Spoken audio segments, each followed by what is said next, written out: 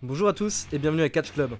On se retrouve pour la deuxième partie du top 10 des bagarres en coulisses. Plusieurs d'entre vous l'avaient réclamé dans les commentaires, donc le voici. Vous pouvez retrouver le lien de la partie 1 dans la description. On s'approche des 5000 vues pour la partie 1, donc merci à tous. Comme d'habitude, n'oubliez pas de liker dès maintenant cette nouvelle vidéo et de vous abonner à la chaîne et cliquer sur la petite cloche pour être informé de la sortie de nos prochaines vidéos. Allez, c'est parti. Numéro 10, Simon Gotch contre Sin Cara. On commence avec une bagarre qui a eu lieu en juillet 2016. Apparemment, Gotch et Sin Cara ne s'appréciaient pas depuis quelques temps, mais ils n'ont jamais précisé pour quelle raison. Et il faut noter que plusieurs lutteurs ont expliqué que Simon Gotch avait de la hit en coulisses, il n'était pas très apprécié à cause de son comportement. À côté de ça, Sin Cara est connu pour ne pas se laisser faire quand il a des problèmes avec d'autres lutteurs. Avant les enregistrements d'un épisode de SmackDown, Cara et Gotch étaient au catering et ils ont commencé à s'embrouiller sans qu'on ne sache exactement pourquoi. Avant que les catcheurs n'arrivent pour les séparer, Cara s'est emporté et a jeté violemment une canette pleine de soda au visage de Gotch. D'après d'autres versions de l'histoire, Cara aurait également porté un coup de poing à Gotch. Ce dernier s'est rapidement retrouvé au sol et c'était terminé. Sin Cara n'a pas été puni, Gotch lui a été retiré des house shows du week-end suivant la bagarre. Numéro 9, Bam Bam Bigelow contre Perry Saturn. Direction la WCW en 1999. La fédération commençait à prendre l'eau face à la WWE, qui redevenait le numéro 1 porté par Steve Austin. Selon Saturn, il devait faire équipe avec Chris Benoit pour affronter Bam Bam Bigelow et Diamond Dallas Page lors d'un épisode de Nitro, et c'était Saturn qui devait remporter la victoire pour son équipe. Kevin Sullivan, un agent de la WCW, a expliqué le déroulement et le finish du match à Bam Bam Bigelow, mais ce dernier a expliqué que c'était trop similaire à un match qu'il venait d'avoir face à Canyon récemment. Il préférait donc que le match se termine d'une autre manière, mais toujours avec Saturn qui remporte la victoire. La victoire de Saturn ne le dérangeait absolument pas. Mais Sullivan, qui devait être frustré de la situation de la WCW, ou simplement de mauvaise humeur, a fait comprendre à Saturn que Bigelow refusait de perdre contre lui. Saturn est donc allé confronter Bigelow, et bim, gros coup de poing dans la gueule de Bigelow. Les deux se seraient échangés des coups jusqu'à ce que DDP vienne les séparer. Bigelow a alors demandé à Saturn pourquoi il a fait ça, et Saturn a expliqué que c'est parce que Bigelow refusait de perdre contre lui. Bigelow lui a alors expliqué qu'il acceptait de perdre contre lui, il voulait juste que la séquence de fin soit différente. Les deux ont alors compris que c'était un malentendu provoqué intentionnellement par Kevin Sullivan. Numéro 8, Big Show contre Chavo Guerrero. En 2004, SmackDown mettait en avant la division Cruiserweight, ou poids léger, avec des catcheurs comme Chavo Guerrero, Billy Kidman ou encore Paul London. Mais leur travail n'était pas réellement valorisé, ce qui frustrait les lutteurs de la division. Au même moment, Big Show était en plein push alors qu'il était au pire niveau de sa forme physique et ne faisait aucun effort pour se remettre en forme. Cela énervait plusieurs lutteurs. Après un enregistrement de SmackDown à Greenville, Big Show aurait fait un commentaire négatif sur les lutteurs plus petits et plus légers. Chavo n'a pas du tout apprécié et aurait traité Big Show de plusieurs noms, dont gros et branleur. Un gros branleur, quoi. Il s'est emporté contre Show jusqu'à aller lui faire face. Big Show savait qu'il pouvait écraser Chavo en un instant, mais il ne l'a pas fait. Il l'a simplement repoussé pour essayer de calmer la situation. Mais Chavo ne voulait pas s'arrêter là et a continué de confronter Big Show. Cette fois, Big Show l'a repoussé violemment, le faisant voler dans les vestiaires sur les autres catcheurs qui ont calmé Chavo par la suite. Au final, l'affaire a été rapidement réglée, sachant que personne ne peut réellement faire grand chose contre Big Show. Numéro 7, Kevin Nash contre Jean-Pierre Lafitte. En 1995, Kevin Nash est champion de la WWE sous le nom de Diesel, mais son règne n'est pas un grand succès et le business de la WWE ralentit à cette période. Il doit prochainement affronter Jean-Pierre Lafitte, de son vrai nom Pierre Carl Ouellet, à Montréal, ville d'origine de Lafitte, qui est donc canadien et qui s'est donc occupé de promouvoir le match dans les médias locaux, étant le héros local. Quelques semaines avant le match, Kevin Nash raconte à Lafitte qu'il va le battre clean lors de leur match à Montréal, ce qui dérange Lafitte qui pense que cela détruira toute sa valeur ainsi que la popularité de la WWE dans la région. Le soir du match en question, Lafitte arrive à l'arène et un agent lui explique qu'il va bien perdre le match clean avec un powerbomb de Diesel. Lafitte, étant le héros local, refusa le finish en expliquant ses raisons et en disant qu'il sentait également un manque de respect de la part de la fédération. Les agents ont alors paniqué et ont essayé de joindre Vince McMahon par téléphone. Quand ils l'ont eu, Lafitte a expliqué qu'il préfère perdre son job plutôt que de perdre un match contre Kevin Nash ou qui que ce soit d'autre chez lui. Lafitte a proposé un double décompte à l'extérieur comme finish. Il a dit qu'il perdra avec plaisir contre Nash dans n'importe quelle ville, sauf Montréal. Et si Vince insiste pour qu'il perde, il quitterait l'arène et le show n'aurait plus de main event. Lafitte a fini par avoir ce qu'il voulait et le match s'est terminé avec un double décompte à l'extérieur, donc sans vainqueur. Après le match, Shawn Michaels est allé confronter Lafitte pour lui dire qu'il n'était pas pro et que c'était un motherfucker. Je vous laisse traduire. Il a menacé de le frapper avec la ceinture intercontinentale et Lafitte lui a dit que s'il essayait, il lui arracherait la tête. Des agents ont dû les séparer. Michaels a alors monté la tête à Nash qui devenait de plus en plus énervé au cours des prochaines heures. Le lendemain, lors d'un show au Québec, Lafitte accepte cette fois de perdre, mais refuse de prendre le powerbomb qui est le finish de Kevin Nash. Durant le match, il rate une descente de la cuisse de la 3ème corde et atterrit directement sur le visage de Nash. Ce dernier, qui aurait pu être sérieusement blessé, était fou de rage. il se leva directement sans vendre la prise et mit un gros coup de pied dans les parties intimes de Lafitte. Puis un big boot qui a assommé son adversaire, finissant le match avec son powerbomb. Une fois en coulisses, Lafitte était fou de rage et voulait se battre avec Kevin Nash, et les deux ont commencé à se bousculer, mais Nash a refusé, disant que s'il se battait, il tuerait Lafitte. La situation était très tendue car Nash était entouré de sa fameuse clique qui comprend Triple H, Shawn Michaels, Scott Hall et X-Pac, alors que Lafitte avait également sa propre bande composée de Sid Vicious, Bob Holly, ainsi que Bart et Billy Gunn. Au final, les officiels ont réussi à calmer la situation et éviter le pire. Numéro 6, Vince McMahon contre Nails. Nails était un catcheur avec une gimmick d'ex-détenu, embauché pour feuder avec The Big Boss Man et The Undertaker au début des années 90. Lors de SummerSlam 1992, Nails a battu Virgil et quelques semaines plus tard, il aurait reçu un chèque autour de 8 à 9 000 $ pour le match, ce qui n'était pas assez selon lui. Il est donc allé voir Vince McMahon dans les coulisses d'un show pour lui exprimer sa déception, ainsi que lui demander une avance pour sa feud contre l'Undertaker. Cela a mené à une grosse dispute entre les deux, avec Nails qui gueulait sur Vince. Les personnes à l'extérieur du bureau, notamment Sergeant Slaughter, Dave Hebner et Gorilla Monsoon, entendaient Nails crier et pensaient qu'il s'entraînait pour une promo, mais ils ont rapidement compris qu'il parlait d'argent et qu'il était sérieux. Ils auraient alors entendu un gros bruit, et quand ils sont rentrés dans le bureau de Vince, Nails était sur McMahon en train de l'étrangler. Selon Earl Hebner, qui aurait vu l'incident car la porte était entrouverte, McMahon et Nails se sont engueulés pendant 3/4 d'heure quand le ton est monté et Nails a sauté sur Vince, l'a attrapé par la gorge puis jeté au sol avant de l'étrangler. Il a bien entendu été viré sur le champ. De son côté, Nails a attaqué la WWE en accusant Vince McMahon d'agression sexuelle, mais personne n'a jamais pris ces accusations au sérieux, et l'avis général était que Nails cherchait juste à encaisser un gros chèque. Numéro 5, Scott Hall contre Marty Jannetty. Vous avez déjà frappé quelqu'un qui était endormi? Eh bien Scott Hall, oui. Nous sommes en 1985, à Kansas City. Jannetty et Scott Hall sont deux figures montantes de la fédération locale, et également deux gros fêtards. Marty Jannetty à cette époque perdait parfois plus d'argent qu'il n'en faisait par show, car il détruisait fréquemment ses chambres d'hôtel et devait donc rembourser les dégâts. Un de leurs amis communs pour faire la fête était un catcheur du nom de David DJ Peterson. Un soir, ce DJ a loué une chambre d'hôtel sous le nom de Scott Hall qui était plus connu afin d'avoir un meilleur tarif. Malheureusement, DJ et Jannetty ont démoli la chambre d'hôtel. Les managers de l'hôtel ont donc demandé des explications à la fédération qui a confronté Scott Hall sur le sujet, la chambre étant à son nom. Hall, furieux, a expliqué qu'il était innocent.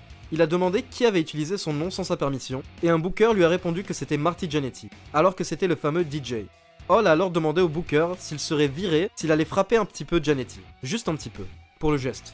Le booker lui a alors discrètement signalé que non, et lui a donné le feu vert. Vas-y gros, vas-y, fais-toi plaisir. Lors du prochain show, Hall cherchait Marty Jannetty quand il l'a trouvé, à moitié inconscient dans les vestiaires, après une énième grosse nuit passée à faire la fête. Il aurait alors attaqué Marty, lui assénant plusieurs coups de poing et coups de pied au visage. Marty était tellement dans les vapes qu'il n'a absolument pas réagi alors que Hall était sur lui et s'acharnait. Plus tard dans la soirée, Marty a voulu se venger sur Hall avec une barre de fer, mais Harley Race l'en a empêché. Les bookers ont alors emmené Jannetty à l'hôpital pour le soigner.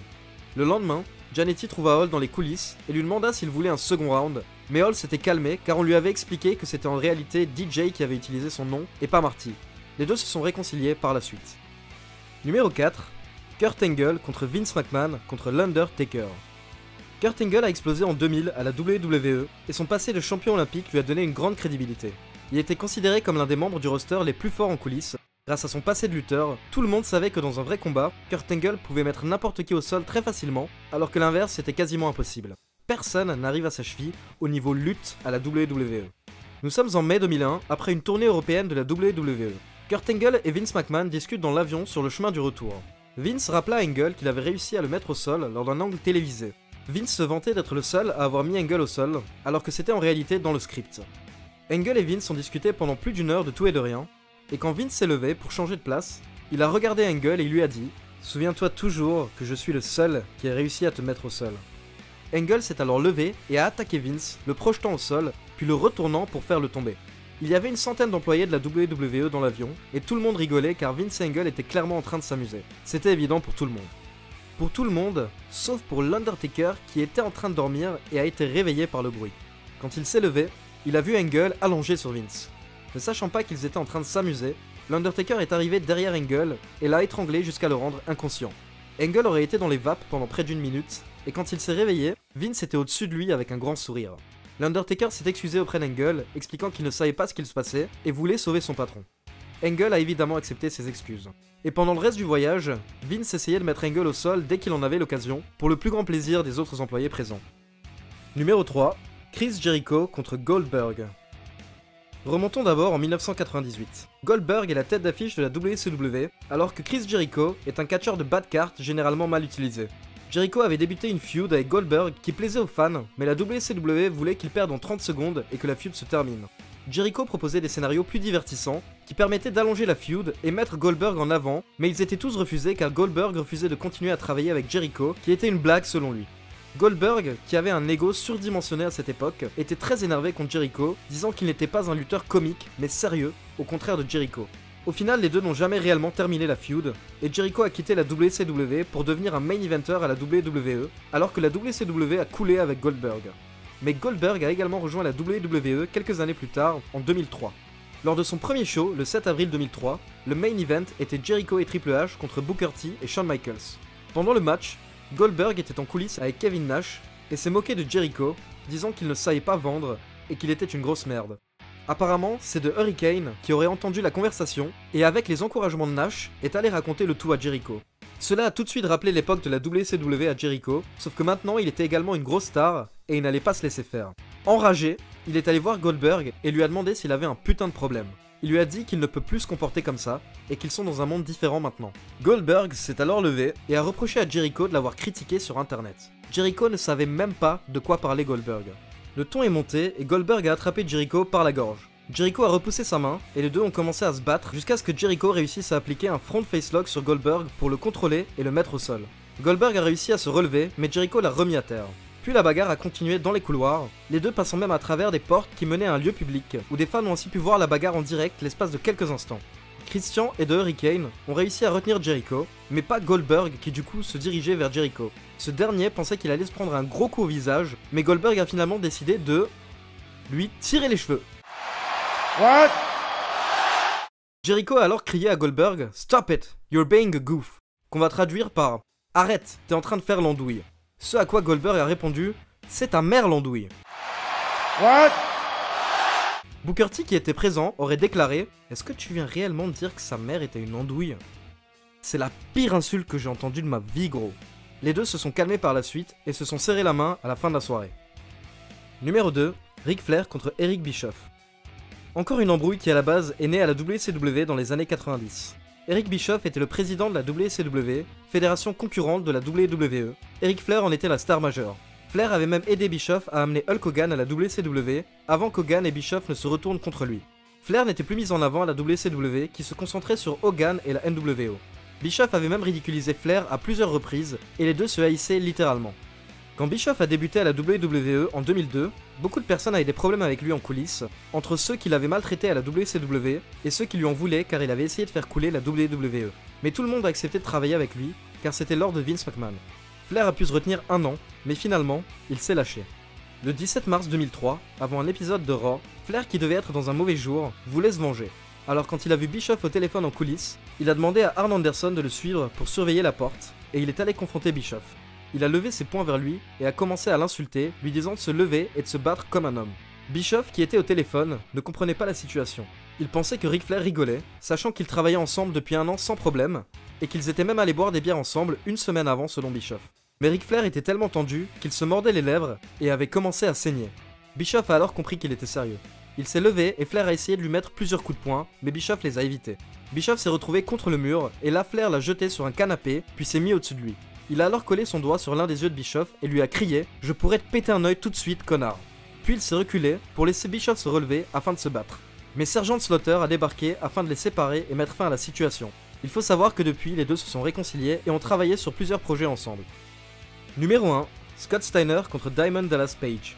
Scott Steiner est réputé pour être réellement un vrai fighter grâce à ses années de lutte amateur ainsi que son physique surnaturel. À la fin des années 90, il devenait Big Papa Pump et avec l'évolution de son physique, il est également devenu une personne assez effrayante qui pouvait péter un câble à tout moment. La femme de Diamond Dallas Page à cette époque, Kimberly Page, avait trouvé de la drogue en coulisses et avait dit aux officiels que la drogue appartenait à Tammy Sytch, également appelée Sunny. Quand ils ont confronté Sunny, elle a totalement nié et a proposé de passer un test urinaire qui s'est révélé négatif. Elle n'avait donc pas pris de drogue. Scott Steiner a entendu cette histoire en coulisses et aurait chassé Kimberly du bâtiment. Peu de temps plus tard, Steiner a fait une promo en direct à Nitro où il s'est moqué de DDP, disant qu'il n'avait pas les couilles pour l'affronter et qu'il devrait changer de sexe. En coulisses, tous les catcheurs suivaient la promo sur l'écran et ils ont alors fixé DDP. Évidemment, Diamond Dallas Page s'est levé et est descendu attendre que Steiner fasse son retour en coulisses. Steiner est arrivé et les deux ont commencé à s'insulter. Page a alors porté une droite à Steiner qui a baissé la tête et a attrapé DDP pour lui porter une souplesse qui l'aurait projeté 5 mètres plus loin. Mais Page est revenu à la charge et a réussi à appliquer un front facelock à Steiner, le même étranglement que Jericho a appliqué à Goldberg pour le contrôler. Mais Page raconte qu'il a finalement lâché prise, alors il a mis une gauche à Steiner, mais il se serait fait plus mal à la main qu'à Steiner. Puis Steiner l'a mis au sol, et là il se serait acharné pendant plus d'1 minute sur Page, qui était recroquevillé au sol comme un bébé et devait tout encaisser. Il aurait même senti Steiner essayer de lui crever un œil, c'est là qu'il lui a mordu la main et que les autres catcheurs ont enfin réussi à les séparer. D'après les témoignages, voir Steiner dans un tel état est une scène digne d'un film d'horreur. Bien que Page ait perdu, il était considéré comme un demi-dieu en coulisses car il a tenu tête à Scott Steiner. Depuis, il s'est mis au yoga. Voilà, c'est tout pour ce deuxième top 10 consacré aux bagarres entre catcheurs, j'espère que ça vous a plu. N'hésitez pas à liker, me laisser vos avis ou vos remarques dans les commentaires. Et je vous encourage à aller faire un tour sur les vlogs que j'ai postés sur mon voyage à NXT TakeOver New Orleans, WrestleMania 34 et le Raw du lendemain de WrestleMania. J'ai été aux 3 shows à la Nouvelle-Orléans et je vous ai ramené plein d'images des shows ainsi que de la ville. Donc pour ceux qui n'ont pas encore vu ces vidéos, faites un petit tour sur la chaîne, allez y jeter un coup d'œil et abonnez-vous. Ciao tout le monde!